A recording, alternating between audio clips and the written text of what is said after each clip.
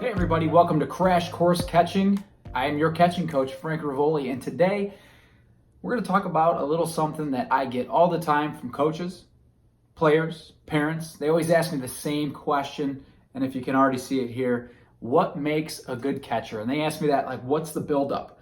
You know, in history, people think that the catcher is the biggest person on the team. It's the biggest guy or it's the biggest girl that is going to stop the ball because maybe they can't even move, but at the end of the day, they're big enough where the ball will just hit them and stop in front of them anyway. But that's not true.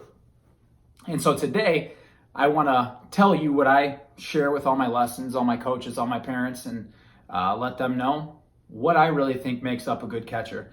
And for those of you who don't know me, I am Frank Ruvoli. I've been catching, or I caught since I was 7, all the way through college. I've been coaching catchers for over 10 years, and catching is near and dear to my heart. My grandfather was a catcher, and that's what really made me fall in love with it. And that's a different story for a different day. But he had some opportunity to play pro. He was offered a contract with the Cubs, went to World War II, served in World War II, came out, played a little bit with the Chicago White Sox and Cleveland Indians before calling it quits in baseball. But catching's near and dear to my heart. It's a position that I love so much. And here at Crash Course Catching, that's been my goal, to start this whole company and give you everything that you can learn as simply as possible, because catching is such a niche position that if you didn't play it, if you didn't learn it properly, a lot of times parents, coaches, and players just don't know what they're learning. They don't know what to say. They don't know how to teach it. So some kids grow up through the ages, and before you know it, they're 16, 17 years old, and they're still doing things incorrectly.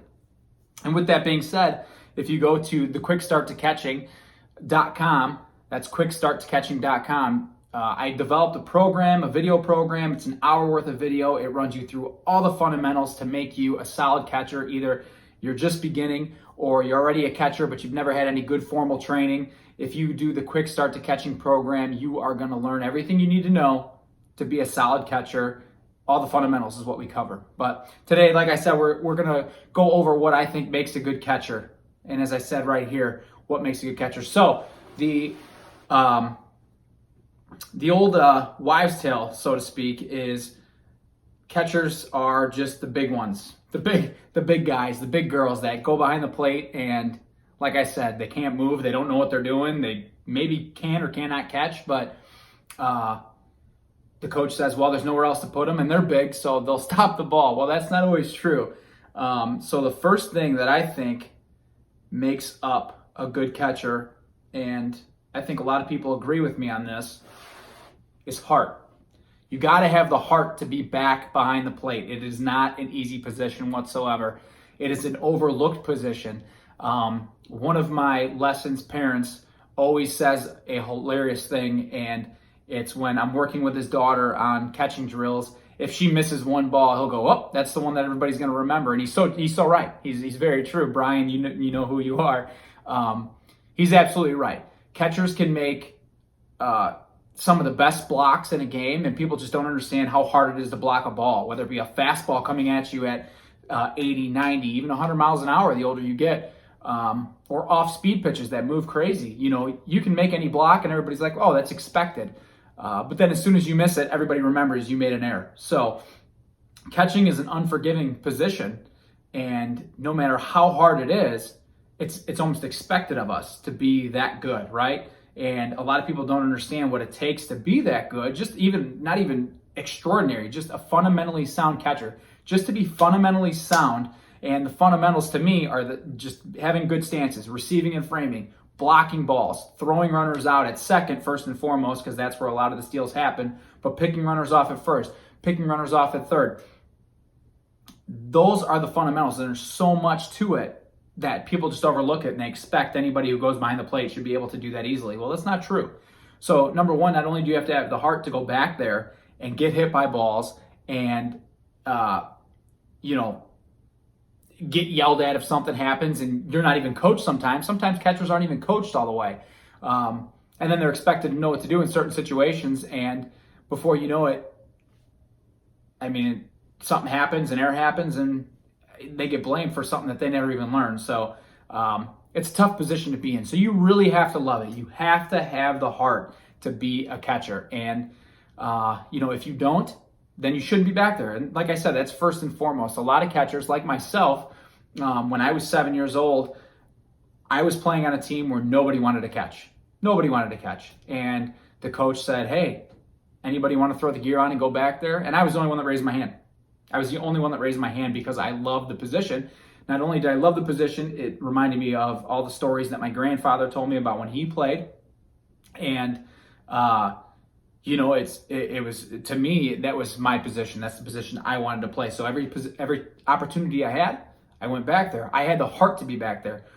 Whether at 7 years old I was good or not, I probably wasn't. But honestly, think about it. At 7 years old, you're just learning the game, so it doesn't matter. But the heart is what matters to be back there. And the older you get, the harder it gets. And the harder it gets, you have to have the desire to be back there. So the first thing I always say is having the heart to be a catcher. If you have the heart, whether you're big, whether you're small, whether you're, 6'6" or 5'4", it doesn't matter. If you have the heart to be back there, you're gonna work hard to be better, and you're gonna work hard to make that your position. And so heart is always the first and foremost. And honestly, in any position, in any sport, heart always plays a big role. But in catching especially, because anybody can learn how to throw a ball. In my opinion, anybody can learn how to make some contact with a ball. Some people hit better than others, of course, but hitting, throwing, and catching a ball in general, playing catch with somebody, everybody knows how to do that. That's something that every baseball player has to know how to do. But when you start getting into the nuances of catching, deep diving into that, it's not easy. So if you don't have the heart, it's going to be a pain. And even in practice, you're not even playing in a game, and you're practicing and you're taking balls off the chest to work on blocking. You're getting hit. You're getting catcher's tattoos, as I like to call them, when you start getting the lace bruises all over your arms and stuff. It's not easy. So you have to have the heart to work on it. Number 2. Get this over here. So if there's one pet peeve of mine, it is a catcher, especially the older they get, that is quiet, okay? Number 2, in my opinion, that makes a good catcher is leadership. Somebody who can talk, somebody who can direct their teammates and tell them where they need to go, where they need to be. Not only even that, but just keeping everybody calm, cheering people on, cheering your pitcher on. A catcher, you cannot be quiet. If you're quiet, you're in bad shape, right? That's one of the things that if you have that early on, you are going to be in great shape. That was something that I was lucky to have, because as you can probably tell, for those of you who know me better than others, I don't shut up. I can just talk and talk and talk. So that was good for me, because I can talk to my pitcher 60 feet away, tell him, hey, you're doing a great job, or hey, you just missed it. It doesn't matter. Hey, don't worry about it. I can talk to the umpire, make him my friend, get more strikes, and I can talk to my teammates all around the field and let them know what they need to do. If they made an error, tell them to forget about it. As a catcher, you not only need to be the leader and know what you need to do on the field, especially the older you get, that's important. We'll get to that here in a second. But the more positive you are, the more of a leader you are, the better your team is. If you think about it, you and the umpire and the hitter are the only ones facing your team, right? So when you look out to the team, you have your pitcher looking at you, you have your first baseman, second baseman, shortstop, third baseman, left, center, and right. They're all looking at you. They don't care about what the ump's doing. They don't care about what the hitter's doing. They're worried about what your coach is doing, if he's screaming, if he's mad, and they're all looking at you. So the more positive you are behind home plate, the more you're cheering, the more you're tapping your glove saying, don't worry about it, let's go. We can do this. The more positive vibes you're going to give out to your team, right? Because they're all looking at you. So it's really, really important that if you are a catcher, to have that leadership ability. You don't even have to be a tough leader. You don't even have to be, a hard-nosed guy or girl. You don't have to be like that. You just have to know your teammates. Each and every one of them individually have different personalities. The more you know the personalities of your teammates, the better off you can be. Not only on field does it make a difference to be a leader, but even if you go into the dugout in between innings and you talk to your pitcher about, what just happened, calm them down. Or maybe some pitchers, you go and do a mound visit. This all comes in later. If we'll do that in a different video about how to talk to your pitchers differently, but everybody has a different personality. Some pitchers you have to yell at because they just have that hard-headed mentality. Some pitchers, they get so nervous, you got to go out there and crack a joke. I mean, it is what it is. That's being a leader and knowing your pitchers, knowing your teammates, and always having a positive attitude. And not only that, not only if your team's struggling, but if you're struggling, a good leader as a catcher can forget about the strikeout he just had, can forget about the error that she just had. It's super important to check yourself at the door, so to speak, or at the dugout, so to speak, that, you take it out on yourself on another time.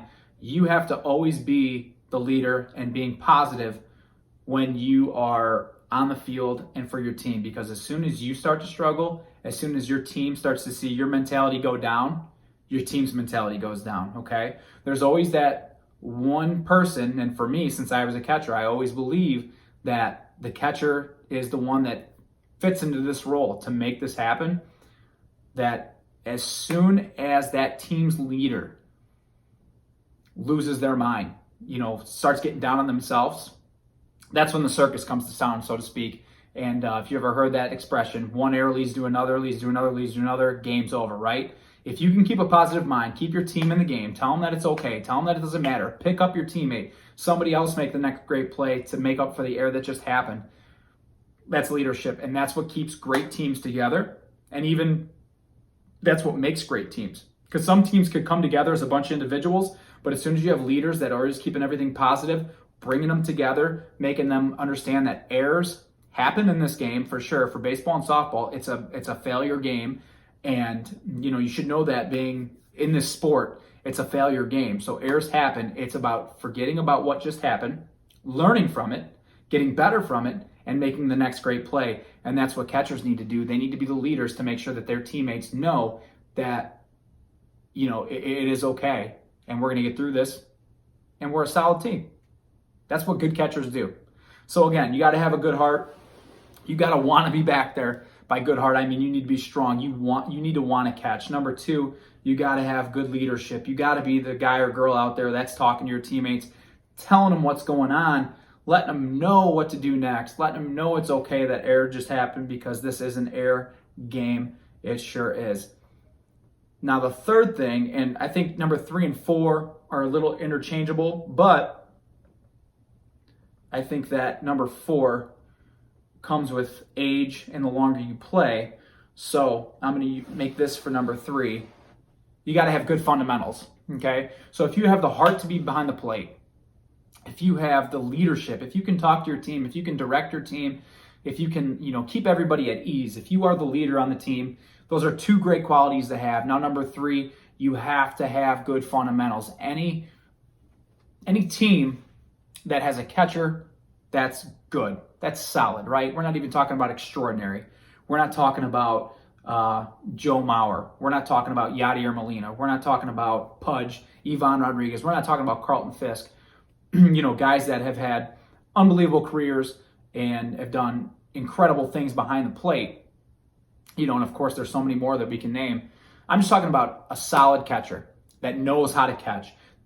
They say if you're a solid catcher, there's always going to be a spot for you on any team, because every team needs a solid catcher. Well, that's number 3. You have to have the fundamentals. Now, for me, as a catching coach, the fundamentals to me are, and I mentioned before, but they're the stances. You got to know how to stand. There's 3 stances. If you don't know what the 3 stances are, then you need to figure them out, and you can get that at the quickstarttocatching.com, that program. I'll teach you all that, because there's 3 stances. You give your signs, you receive when nobody's on base, and you have to have a different stance when there's runners on base, okay? You have to, number 2, be able to catch. We have to be able to catch, receive, and frame, because if we can't catch, then our job description is almost, shot from there. Our title is catcher. So if we are catchers, we need to be able to receive and we need to be able to reframe.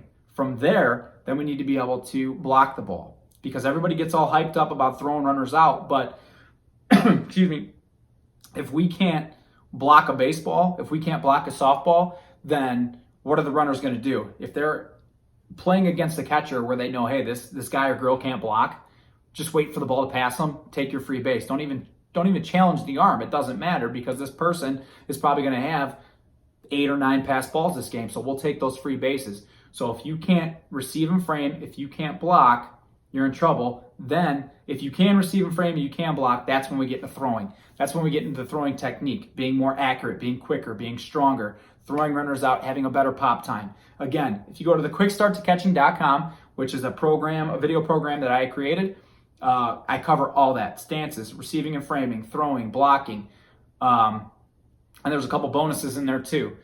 Check it out. If you are a new catcher and you are unsure of your game, if you are a catcher that's been catching for a long time and never had any formal training, I go through everything. And I've been working with catchers for over 10 years, and the stuff that I have in this video program are things that I work with new catchers with for lessons on end.